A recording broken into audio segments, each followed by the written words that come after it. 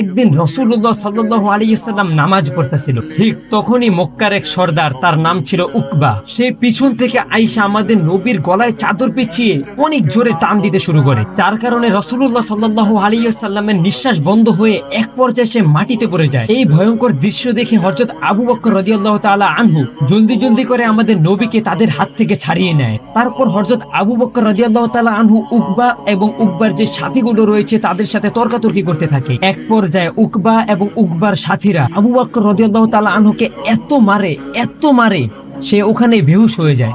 আর যখন আলী রাদিয়াল্লাহু তাআলা আনহু এই দিনের কথা মনে করত, উনি এই দিনের কথা মানুষকে কান্না করে শোনাতো।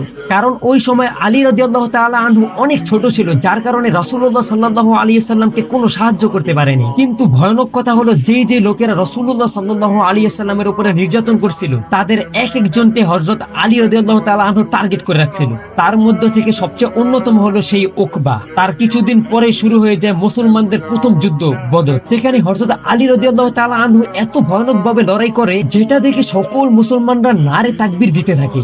আর ওই যুদ্ধে ৬০ জন কাফের মারা যায়, যেখানে আলী রাদিয়াল্লাহু তাআলা আনহু একা ২৫ থেকে ৩০ জনকে মেরে জাহান্নামে পাঠিয়ে দেয়। অবশেষে মুসলমানরা বদর উইন করে ফেলে, কিন্তু মক্কার ওই সর্দার উকবাকে কয়েকজন সাহাবীরা মিলে ধরে ফেলে। তারপর যখন হযরত আলী রাদিয়াল্লাহু তাআলা আনহু তাকে দেখে, সোজা তার সামনে গিয়ে নিজের সেই ভয়ানক তলোয়ার জুলফিকার দিয়ে উকবার গর্দান উড়িয়ে ফেলে। এভাবেই হযরত আলী রাদিয়াল্লাহু তাআলা আনহু রাসূলুল্লাহ সাল্লাল্লাহু আলাইহি ওয়াসাল্লামের সেই অত্যাচারের বদলা নিয়ে নেয়। সাবস্ক্রাইব।